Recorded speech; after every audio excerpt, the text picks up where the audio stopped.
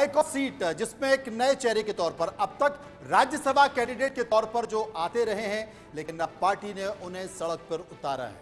वो नाम है पीयूष गोयल का, जो कि मुंबई उत्तर से बीजेपी के प्रत्याशी हैं।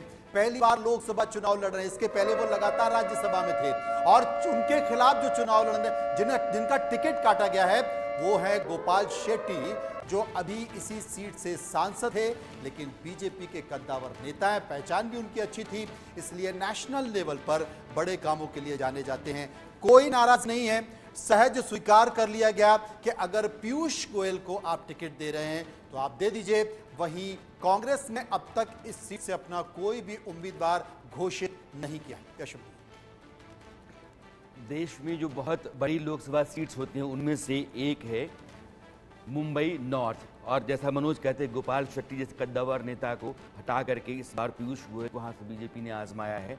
और पीयूष गोयल के लिए उत्तर मुंबई क्या कहती है, या अरविंद जी की अपनी राय क्या है? अरविंद जी, देखिए, पीयूष गोयल कोई संगठन के आदमी उस तरह से नहीं है। पीयूष गोयल ने जो समिट पॉलिटिक्स बोलते हैं कि टॉप के लोगों में रहे हैं और टॉप के लोगों की ही ज़मीन पे पॉलिटिक्स कम की है, तो उनके लिए बड़ी परीक्षा है।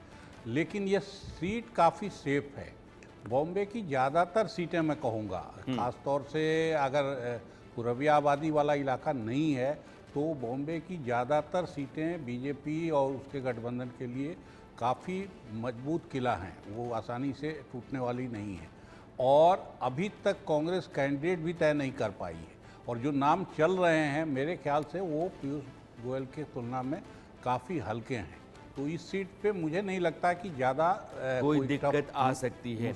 यह ऐसी लोकसभा सीट है जहां 6 विधानसभा सीटें हैं, 4 बीजेपी के पास है, 1 शिवसेना शिंदे गुट के पास है और 1 कांग्रेस के पास है। इससे भी आप समझ सकते हैं कि अरविंद जी जो क्या कह रहे हैं कि यह बहुत सेफ सीट है बीजेपी के लिए। मयंक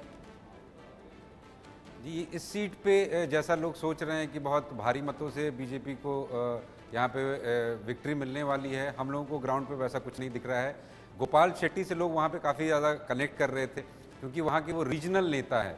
अब किसी भी लोकसभा क्षेत्र के अगर उस रीजन से लोग ज़्यादा कनेक्ट करते हैं तो वहाँ पे उनका झुकाव रहता है किसी न किसी तरह से उस जगह पे उस नेता से।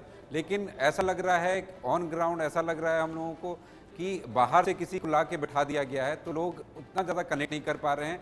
जितने मतों से गोपाल शेट्टी ने उर्मिला मातोंडकर को लास्ट इसमें हराया था लोकसभा चुनाव में, उतना ज़्यादा फर्क नहीं होगा। लेकिन फिर क्योंकि ये वेस्टर्न रहा है कहीं ना कहीं भारतीय जनता पार्टी का, तो इसका फायदा होता हुआ दिखेगा। फिर से मैं कहूँगा एक लैंप पोस्ट सीट है ये, इसमें किसी से किसी को भी खड़ा करेंगे तो जीत अवश्य मिलेगा, बट जो वोट शेयर है उसमें कहीं कमी आएगी और जो मार्जिन है उसमें काफ़ी कमी आएगी। ये अब हम देखते हैं कि ये नतीजा अब मुंबई उत्तर उसका हमारे ओपिनियन पोल में क्या आता है, यानी कि किसके जीतने के आसार हैं। बीजेपी के केंद्रीय मंत्री पीयूष गोयल जीत सकते हैं, और पीयूष गोयल के जीतने का कारण ये है कि गोपाल शेट्टी के हटने के बाद भी, हालांकि मयंक कह रहे हैं कि गोपाल शेट्टी से लोग कनेक्ट करते हैं अपने आप को, वो ज़मीन के नेता हैं, कद्दावर नेता हैं, पुराने नेता रहे हैं, लेकिन पीयूष गोयल के भी जीतने का आसार है। बीजेपी का संगठन और संघ का जो ढांचा है उसका बहुत फायदा बीजेपी को मिलता रहता है, उसके उम्मीदवारों को मिलता है। अब मनोज, अगली सीट, बिल्कुल अगली सीट की चर्चा कर लेते हैं। और जिस तरह से आपने जिक्र किया कि 12 से जीत सकते हैं, यहाँ पर